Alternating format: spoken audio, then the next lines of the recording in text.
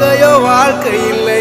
பிரிந்தே நாம் வாழ்கின்ற போதிலும் நினைவுகள் நம்மை சேர்த்திடுமே.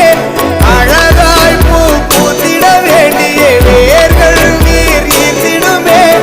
இன்னொரு ஜென்மம் அது கிடைத்தாலும் கூட இதுபோல் ஒரு சொந்தம் கிடைத்திட